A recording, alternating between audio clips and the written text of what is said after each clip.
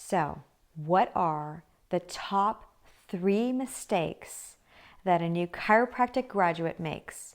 You need to know this. I needed to know this. I'm Dr. Anita Haque, and I'm a chiropractor here dedicated to help you get the most out of your career and the most out of your life. So I want to share the 3 mistakes that I see not only in myself that I'd experienced 13 years ago when I graduated, but what I see in a lot of other people that they just don't know what they're missing. So top mistake number 1, I'm going to start with this phrase that somebody told me, and that is, there is no free lunch, my friends. There is no free lunch. What does that mean, no free lunch? Well, let me explain this to you. A lot of new grads get out of school thinking, oh, I'm a doctor now. Now that I have DC next to my name, I should be banking in the money. I should have hundreds of thousands in the bank immediately. A doctor should hire me and they should kiss the ground I walk on. I know you don't think that, but a lot of new grads have that sort of cocky feeling in their mind, and it shows.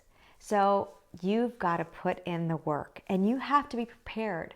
I don't want you to be blindsided by how much time, how much dedication it's going to take you to really make it in a way that I know you want to make it, which is big, really making a huge impact on the lives of all these people.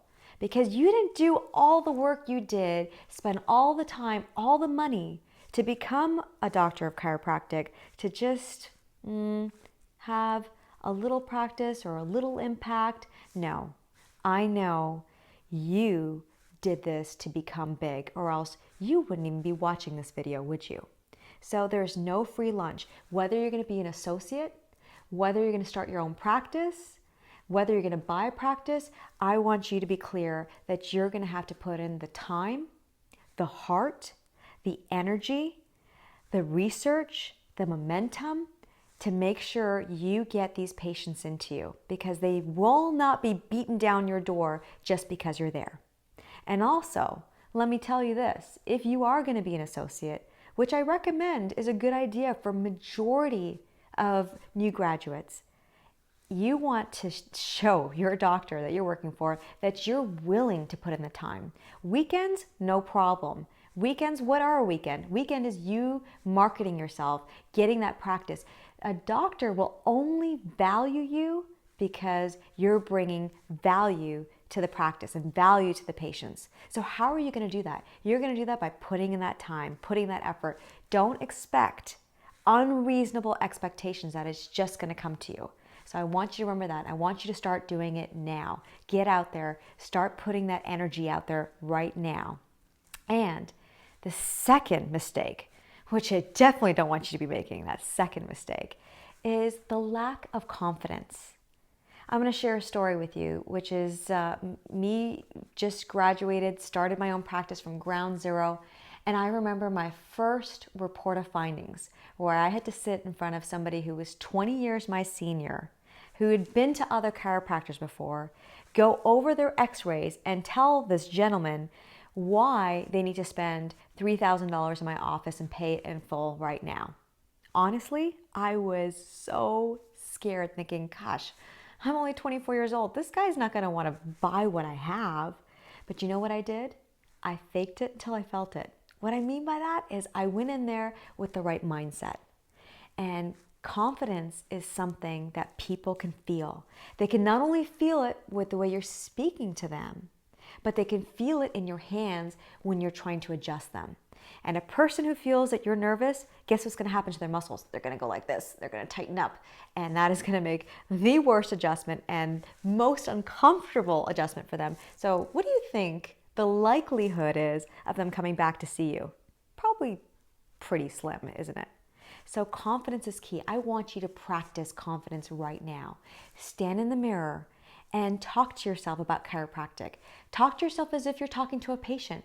If that weirds you out a little bit, to look at yourself in the mirror and have a little talking to, which is probably good practice anyways, talk to your family members. Practice on them. It is absolutely vital that you go in there with gumption, with confidence, and remember one key mindset, which is this. This person needs you, needs your care, needs your touch way more than you need them. That's what I went in when I was 24, that mindset. I would remind myself every time I'd walk into report of findings, I would remind myself, this person needs what I have. They need the gift that I have to give them. And that's going to separate you. You don't want to make that mistake and be not prepared. Get your confidence up and you can do it right now. And then the third biggest mistake that you must know and be totally aware of and stay away from is trying to go out there on a spinal screening and not knowing what to say and talking yourself out of new patients, because I see this all the time. And I understand why it happens, because you know what? You've got all this amazing knowledge that you've learned and acquired over the last 3 to 4 years, and you just want to tell everybody everything you know. That could be the biggest deterrent to getting a patient to want to come see you. You're not going to create any raving fans like that, because people don't really care about how much you know. And talking to them in this science-like language, their eyes are going to glaze over. They're not going to even be paying attention. So you must master not only speaking and educating a patient properly, but also not over talking, because you want to talk less and listen more. That's what's going to engage them. They want to know how much you care about them. They don't care about how much you know. And I want you to remember that, because somebody told that to me years ago, and it made a world of a difference in me being able to bring in new patients to my practice. I hope that these 3 mistakes are not mistakes that you're going to make, because you are a superstar. I hope you enjoyed this video, and I hope you enjoy the next one.